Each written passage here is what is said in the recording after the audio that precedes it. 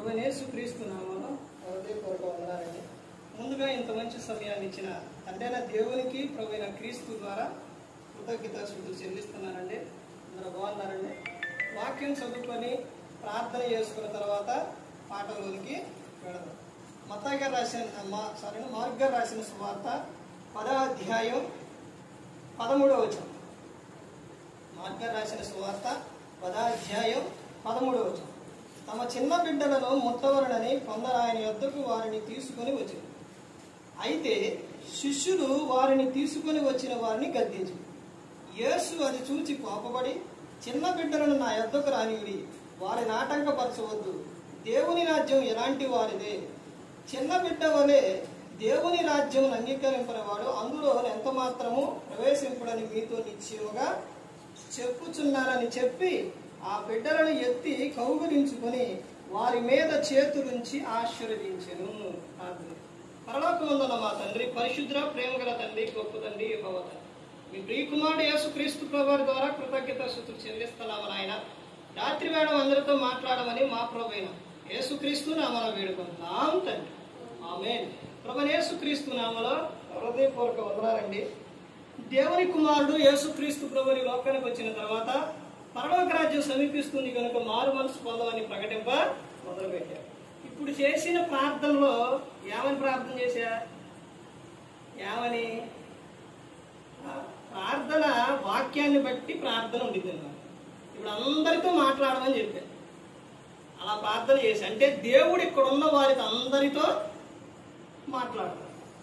తర్వాత వాక్యాన్ని బట్టి దాని సందర్భాన్ని బట్టి ఉంటుందన్నమాట. అంశం ఏంటంటే, క్రీస్తు వలె మన బిడ్డలను ప్రేమిస్తే ఎలా ఉంటుందో తెలుసు.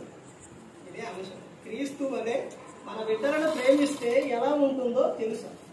యేసుక్రీస్తు ప్రభువారు ఆయనకు చిన్నపిల్లలంటే చాలా ఇష్టం. ఎంత ఇష్టం అంటే ఇక్కడ సందర్భం మనకు కనపడుతుంది. ఇందులోని ఎవరిని గద్దించారు? మనకి ప్రతిసారి గుర్తురాదు. ఎవరిని గద్దించారు? శిష్యుని గద్దించారు. అసలు శిష్యులు అంటే ఎంత ఇష్టం క్రీస్తుకి? వారి మీద మాట పండించేవారు కాదు. వారిని అసలు ఏర్పరచుకుంది ఎందుకు? అనేక ప్రాంతాలకు సువార్త ఇవ్వాలి, వారి మనసు గురించి, పాపక్షమాపణ గురించి, యేసుక్రీస్తు వారి గురించి ప్రకటించాలి. అలాంటి వారిని గద్దించారంటే అసలు పిల్లలంటే ఎంత ఇష్టం? చాలా ఇష్టం. శిష్యులు అడుగుతారు కదా 18వ అధ్యాయంలో, పరలోక రాజ్యంలో ఎవరు గొప్పవారు? ఆడ చేరాలంటే ఎలాగా? పరలోక రాజ్యంలో చేరాలంటే ఈ చిన్న బిడ్డ వలె ఉండాలి. మార్పు నంది బిడ్డల వంటి వారైతేనే దేవుని రాజ్యంలో చేరతారని చెప్పారు. చిన్న పిల్లలంటే క్రీస్తుకి చాలా ఇష్టం. అందుకని వారి విషయాల్లో యేసుక్రీస్తు ప్రభువారు శిష్యులను గద్దించారు. గద్దించి వారిని ఏం చేశారు? దగ్గరకు తీసుకొని ఎత్తుకొని కౌగిలించుకొని, ఎవరిని? మిమ్మల్ని, చిన్నపిల్లలు. మరి ఎలా ఉండాలి? ఏ విధంగా ఉండాలి? యేసుక్రీస్తు ప్రభువారు అసలు ఎత్తుకొని కౌగిలించుకొని వారి మీద చేతులుంచి వారిని ఆశీర్వదించారు. అంత ఇష్టం. అలాగే పిల్లల విషయాల్లో తల్లిదండ్రులైనా ప్రతి ఒక్కరు కూడా ఎలా ఉండాలంటే వారిని ఏం చేయాలి? ఆశీర్వదించాలి, దీవించాలి. తల్లిదండ్రి ఎప్పుడు కూడా వారిని దూషించకూడదు, శపించకూడదు. కొట్టాలి, గతం వాడమని ఉంది, కానీ అది ఏ సందర్భం? అసలు చేయి దాడి పోతున్న వినట్లేదు అన్నప్పుడే తప్ప నోటితో నుంచి వారిని ఎప్పుడు కూడా జంతువుల పేరు పెట్టి తిట్టకూడదు, తర్వాత వారిని దూషించకూడదు, వారిని ఎలా పడితే అలా మాట్లాడదు. పిల్లలు దేవుని బహుమానాలు. ఆ పిల్లలని అసలు ఎంత విధంగా చూడాలంటే వారిని ఎప్పుడూ కూడా ప్రతి నిమిషం ప్రతి క్షణము కూడా వారిని ప్రేమించే వారిగా ఉంటారు. కొలసీలు రాసిన పత్రికలో అపోస్తలుడైన పౌలు గారు ఏమని చెప్తారనంటే, పిల్లల మనసు కృంగకుండునట్లు చూసుకోండి. పిల్లల మనసు కృంగిపోయిద్దా? కృంగిపోయిద్దే అని చెప్తున్నాను. కృంగకుండా చూసుకోవాలి. వారికి ఏ విషయంలో, ప్రతి ఒక్క విషయంలో ప్రేమగా చెప్పాలి. అందుకనే తండ్రులారా మీ పిల్లలకు కోపం రేపక ప్రభు యొక్క శిక్షణ బోధలో పెంచుడి అని. వారిని ప్రభు యొక్క శిక్షణ బోధలో పెంచితే అసలు వారి జీవితం ఎలా ఉంటుందంటే వారి జీవితం అద్భుతంగా ఉంటుంది. తర్వాత వారు తల్లిదండ్రులు ఏం చేస్తారంటే వారు ప్రేమగా చూసుకుంటారు.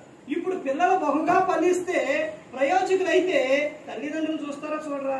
చూస్తారు. తల్లిదండ్రులే అదే పిల్లలే సరిగా లేకపోతే వారి జీవితాలు సరిగా లేకపోతే ఇంకా తల్లిదండ్రులు ఎలా చూస్తారు? ఈ కష్టపడి తేవాలి లేదా ఇవి అని ఇక చాలా ఉంటాయి. అందుకని వారు బహుగా ఫలిస్తే వారు బాగుంటే తల్లిదండ్రులు బాగా చూసుకుంటారు.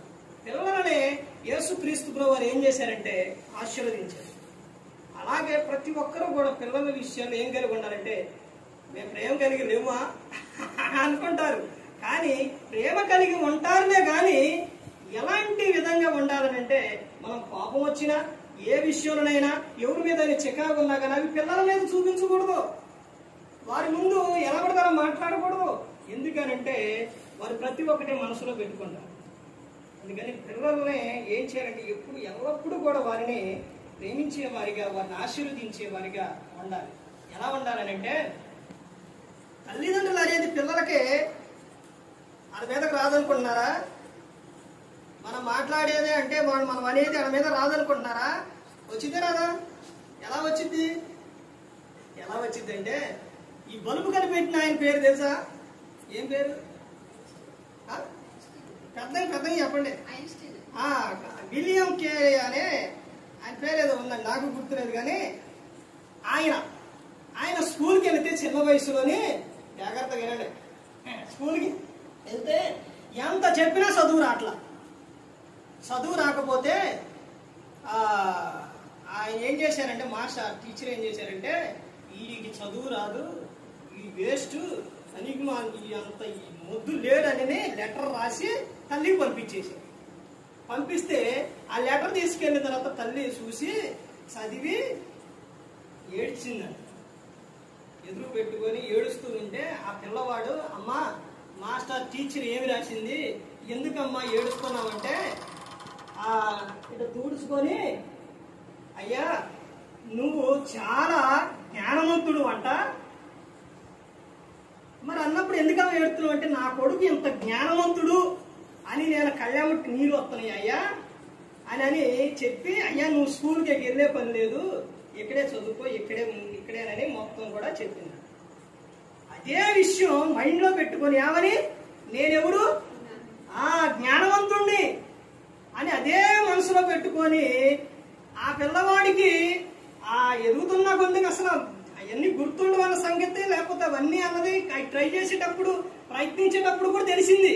ఎన్నిసార్లు 99 సార్లు ట్రై చేసింది, ఫెయిల్యూర్ అయిపోయాడు. అయినా కానీ ఆ మనసులో ఏముంది ఆలోచన, నేను జ్ఞానవంతుడని 100సారి ట్రై చేస్తే బల్బు పెరిగింది. ఇప్పుడు ఆ బల్బులోనే మనం వెళ్తున్నాం.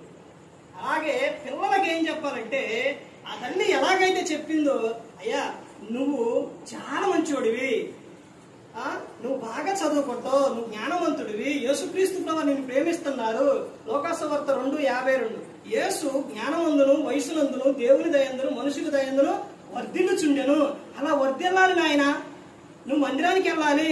మందిరంలో ఉంటే సమయాలు ఎలా వర్ధిల్లుండు, ఆయన కూడా ఇదే విధంగా వర్ధిల్లుడు.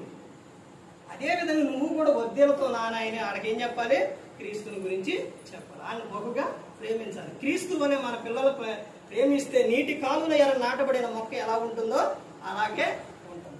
అందుకని ప్రతి ఒక్కరు గమనించుకోవాలి, ఏ ఒక్కరు కూడా నశించి నరకానికి వెళ్ళిపోకూడదని యేసుక్రీస్తు ప్రభువు ఈ లోకానికి వచ్చి మనందరి కోసం శిలువలో తన ప్రాణాన్ని పెట్టి ఉన్నారు. మరి ఈ విధంగా నిలబెట్టి మాట్లాడించిన తండ్రి దేవునికి కృతజ్ఞతాస్తుతులు చెల్లిస్తూ ఎంతవరకు శ్రద్ధగా ఉన్న మీకు ప్రభు పేరున హృదయపూర్వకంగా చెల్లిస్తూ ఈ మాట ముగిస్తున్న అందరికీ వందనాలు.